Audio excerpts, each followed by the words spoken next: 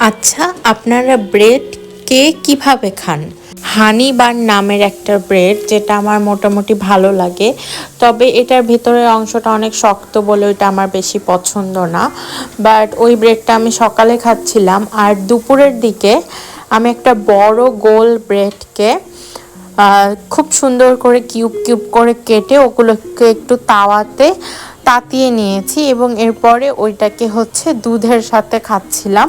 আর উপর দিয়ে একটু চিনি দিয়ে দিলে জিনিসটা যে এত টেস্টি লাগে খেতে। আর আমরা সবাই কিন্তু দুধের সাথে পাউরুটি ভিজিয়ে খাই, আর পাউরুটিটাকে একটু ভেজে নিয়ে তাওয়াতে একটু সেঁকে নিয়ে দেন খেলে কিন্তু আরও বেশি টেস্টি লাগে। আমি তো দুধ পাউরুটি খাচ্ছিলামই, তখন দেখে আম্মু আবার সাথে আমার জন্য একটু দুধ চা করে নিয়ে আসলো। অ্যান্ড এই পুরা পাউরুটিটার সাথে দুধ চা ভিজিয়ে খেতেও কিন্তু অসাধারণ লাগে। আমি এই ভিডিওটার মাধ্যমে জাস্ট আমার ওয়েজ দেখালাম যে আমি কিভাবে এটাকে এনজয় করি। আপনাদের কাছে আপনাদের ডিফারেন্ট ওয়ে থাকতে পারে, সেটা আমাকে কমেন্টে জানাবেন। আমি অবশ্যই সেটা ট্রাই করব এবং আপনাদেরকে জানাবো আমার কেমন লেগেছে। শীতের সকালে এক কাপ ধোয়া ওঠা গরম দুধ চায়ের সাথে এইভাবে পোড়া পাউরুটি খেতে কিন্তু দারুণ লাগে। আপনারা অবশ্যই ট্রাই করবেন এবং আমাকে জানাতে ভুলবেন না যে আপনাদের কেমন লেগেছে। আর আজকের ভিডিওটা কিন্তু এখান থেকে শুরু। বেসিক্যালি ভিডিওতে আরও অনেক অনেক মজার কিছু আছে, অবশ্যই ভিডিওটা শেষ পর্যন্ত দেখবেন। আর আমার ভিডিওগুলো আপনাদের কেমন লাগে সেটা জানাতে ভুলবেন না। আর আমি কিন্তু ভ্যারিয়াস ভিডিও নিয়ে আসি, যেরকম কুকিং, অ্যাস্থেটিক, ডেইলি লাইফ।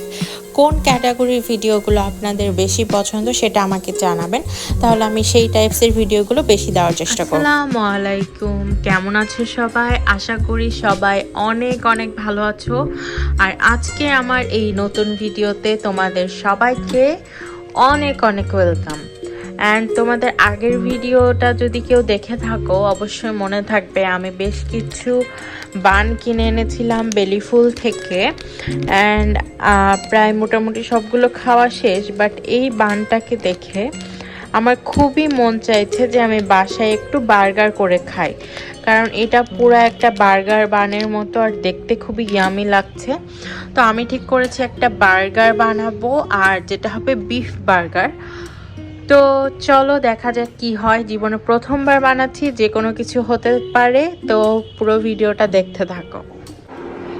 তো মাংসগুলো ডিপে রাখা ছিল আর প্রচুর শক্ত হয়ে আছে, অনেকক্ষণ ভিজিয়ে রাখলেও মাংসটা ছাড়তে চাইছে না। তো আমি করছি কি, একটু গরম পানির মধ্যে মাংসটাকে একটু চুবাচ্ছি যাতে করে একটু তাড়াতাড়ি খুলে আসে, আর আমরা যেটা করতে চাচ্ছি সেটা যেন তাড়াতাড়ি করতে পারি। তো দেখি মাংসটা আমি ছাড়াই, তারপর তোমাদেরকে দেখাচ্ছি। মাংসের একদম সলিড 4-5টা পিস নিয়ে নিয়েছি। এবার এগুলো যেহেতু একটু বড় বড় পিস, তো এগুলোকে আর একটু ছোট ছোট পিসে কাট করে নিব, কারণ এটাকে আমাদের কিমা বানাতে হবে, এরপর প্রসেস করতে হবে। তো এই বড় বড় পিসগুলোকে একদম ছোট ছোট পিসে আগে কেটে নিতে হবে।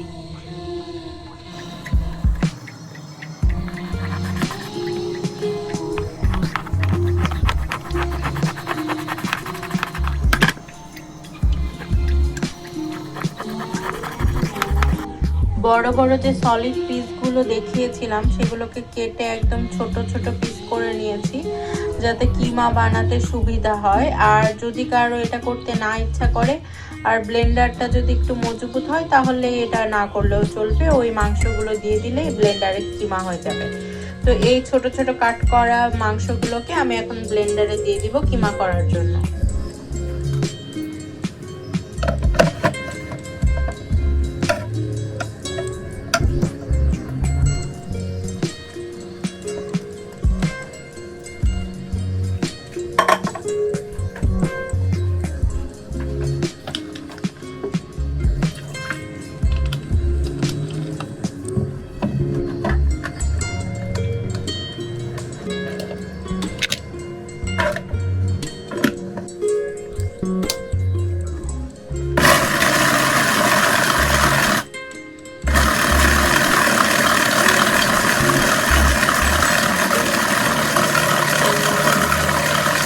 আচ্ছা, অনেকক্ষণ ব্লেন্ড করার পরে হচ্ছে এই অবস্থা।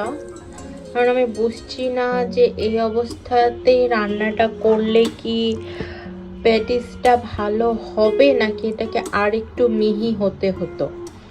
যা হয়েছে মোটামুটি, কিন্তু চিকেন দিয়ে করলে হয়তো আরও বেশি মিহি হতো, বাট যেহেতু বিফ দিয়ে করা একটু কমই হবে। আমার মনে হচ্ছিল যে মাংসটা ভালোভাবে কিমা হয়নি, আর ওই অবস্থায় যদি আমি কোনো প্রসেস করি তাহলে হয়তো খেতে খুবই বাজে হতে পারে। তো আমি করেছি কি, ওটাকে একটু সিদ্ধ করব বলে 10 মিনিটের জন্য শুধুমাত্র পানির সাথে ওটাকে প্রেসারে দিয়েছি। 10 মিনিট এটা সিদ্ধ হয়ে যাক, সিদ্ধ হওয়ার পরে আবার কিমা করব, দেন বাকি প্রসেসটা। এখনো 1 মিনিটও হয়নি, এদিকে আমি দেখছি সিটি উঠতে শুরু করেছে। আমি তো ভেবেছিলাম 10 মিনিট রাখতে হবে, এখন বুঝতে পারছি না কয় মিনিট রাখবো। অলরেডি 10 মিনিট হয়ে গেছে অ্যান্ড আমি একটু পরে এটাকে নামিয়ে ফেলবো। অ্যান্ড নামানোর পরে এটাকে আমি ছেঁকে নিব, কারণ এর মধ্যে আমি পানি দিয়েছিলাম, পানিটাকে ছেঁকে ফেলে দিব না, মেবি ওটাকে রাখবো অ্যান্ড ওইটাকে ব্লেন্ড করার সময় একটু ইউজ করব। এখন তাহলে 10 মিনিট যেহেতু হয়ে গেছে, এটাকে নামিয়ে নিই। এই যে এখানে আমি মাংসটা ছেঁকে নিলাম, আর এটা অনেকটাই সিদ্ধ হয়ে গেছে, বাট মাংসটা মনে হচ্ছে অনেক কমে গেছে, যেহেতু এটা একটু সিদ্ধ হয়েছে তো একটু কম কম লাগছে। আর পানিটা ছেঁকে আমি ফেলে দিইনি, এটা আমি রেখেছি, এটা আমি ব্লেন্ড করার সময় ইউজ করব। আবার আমি এটাকে ব্লেন্ডারে দিয়ে দিচ্ছি, আর এবার আশা করছি ব্লেন্ড করলে এটা ভালোভাবেই হবে। আমার যে কি খুশি লাগছে আমি জাস্ট বলে বোঝাতে পারবো না। মাত্র একবার ব্লেন্ডারে ব্লেন্ড করেছি অ্যান্ড একদম মিহি মিহি হয়ে এটা একদম সুন্দরভাবে ব্লেন্ড হয়ে গেছে। মানে কি বলবো বুঝতে পারছি না, খুব খুব খুব খুশি খুশি লাগছে। আচ্ছা, এটাকে এখন আমি নামিয়ে নিই। এখন এই কিমার মধ্যে সব মশলাপাতি দিতে হবে। তো প্রথমেই দিয়ে দিচ্ছি মরিচ কুচি, যেহেতু আমার ঝাল অনেক পছন্দ তো আমি অনেকগুলো দিয়ে নিলাম।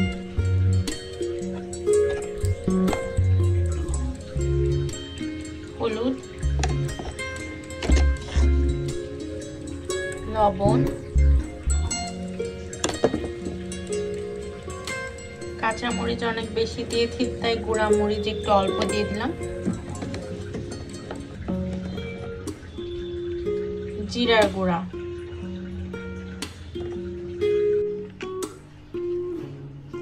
রসুনের পেস্ট, আদার পেস্ট, ভিনেগার, লেবু থাকলে লেবুও দেওয়া যাবে, সয়া সস, আর দিয়ে দিচ্ছি এতটুকু পরিমাণে কর্নফ্লাওয়ার। এবার ভালো মতো সবগুলোকে মিক্স করে একটা ডো বানিয়ে নিব, মানে পেটি যেটাকে বলে বার্গারের পেটি, সেটা বানিয়ে নিব।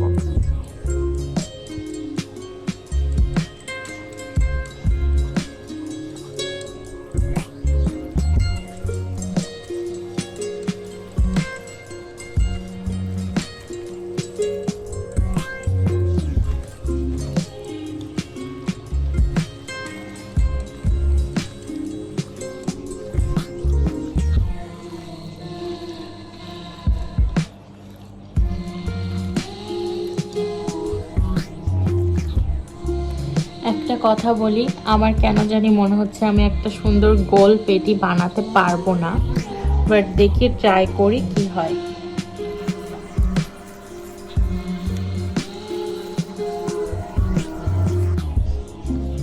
আজান দিচ্ছে, আর এটাকে কিন্তু ভালো মতো মিক্স করতে হবে, মশলাগুলো যেন ভালো মতো মিক্স হয়।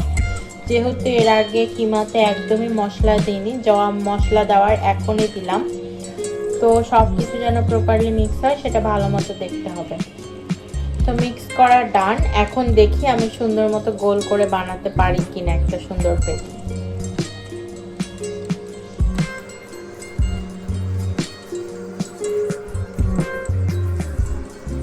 হ্যাঁ, আমার পেটি মোটামুটি হয়ে গেছে আলহামদুলিল্লাহ।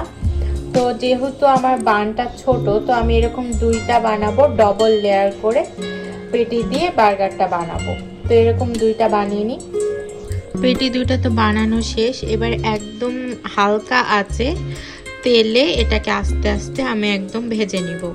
যেহেতু মাংসটা সিদ্ধই আছে তো এত টেনশন করার দরকার নেই, হালকা আছে আস্তে আস্তে সুন্দর করে পেটিটাকে ভেজে নিব। পেটিটা যখন একদম ভাজা ভাজা হয়ে যাবে, একদম শেষের পর্যায়ে এই তেলেই চাইলে অনিয়ন, টমেটো, ক্যাপসিকাম এগুলোকে সটে করে নেওয়া যাবে, যদি সেগুলো দিয়ে আপনার বার্গারটাকে এনজয় করতে চান। বাট আমি কিছুই দিব না, শুধু পেটিটা থাকবে আর টমেটো সস দিব, আমি মেয়োনিজও দিব না। চাইলে আপনারা সব কিছু দিয়ে গার্নিশ করে অ্যাসেম্বল করে খেতে পারবেন। এটা খেতে আমি এত সুন্দর করে উল্টাতে পারছি, যদি আপনাদেরকে দেখাতে পারতাম। মানে কাজকর্ম শিখে যাচ্ছি আসলে, মানে পারি না বলে না, কিছু হয় না আসলে, ট্রাই করতে থাকলে সবই পারা যায়। যেরকম আজকে খুবই সুন্দর একটা জিনিস বানিয়ে ফেলেছি না, আমি নিজের প্রতি খুব প্রাউড ফিল হচ্ছে। কিন্তু এখন এই মাস্টার পিসকে নিয়ে একটু কাজ করতে হবে, যেহেতু একে নিয়ে সব কাহিনী। একে জামা কাপড় ছাড়িয়ে দেন মাঝখান থেকে সুন্দর করে কেটে নিব। আমার বিশ্বাস নাই যে চাকু দিয়ে কাটলে আমি সোজা করে কাটতে পারবো কিনা, তাই আমি কেচি দিয়ে কাটছি যাতে এটাকে সুন্দর করে সোজা করে কাটতে পারি। এই যে এটাকে আমি সুন্দর করে কেটে ফেলেছি। এবার এই দুই সাইডকে একটু তাতিয়ে নিব ওই প্যানে, যে প্যানে আমি প্যাটিটাকে ভাজছি। পানগুলোকে ভেজে নিচ্ছি কারণ আমার প্যাটিটা ভাজা হয়ে গেছে।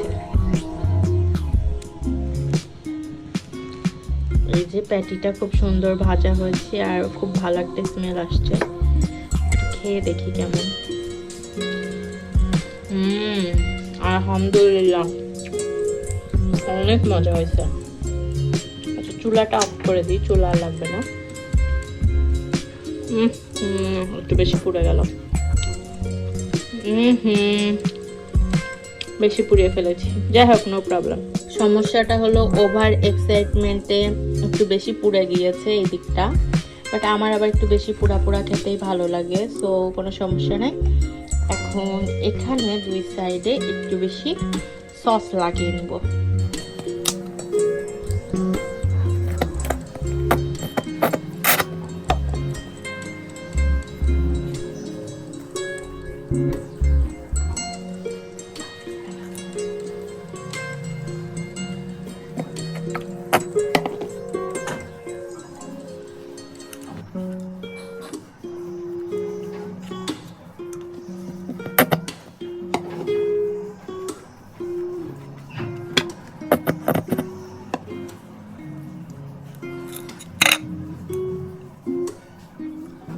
আমাদের বার্গারটা একদম ready and I am hoping so এটা খেতে অনেক অনেক টেস্টি হয়েছে।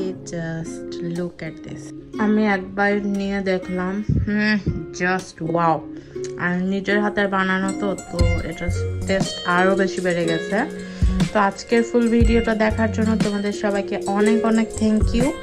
আর নেক্সট ভিডিওতে আবার দেখা হবে, ততক্ষণ পর্যন্ত আমার সাথেই থেকো। আমার ভিডিওটা ভালো লাগলে অবশ্যই লাইক, কমেন্ট অ্যান্ড শেয়ার করে দিও।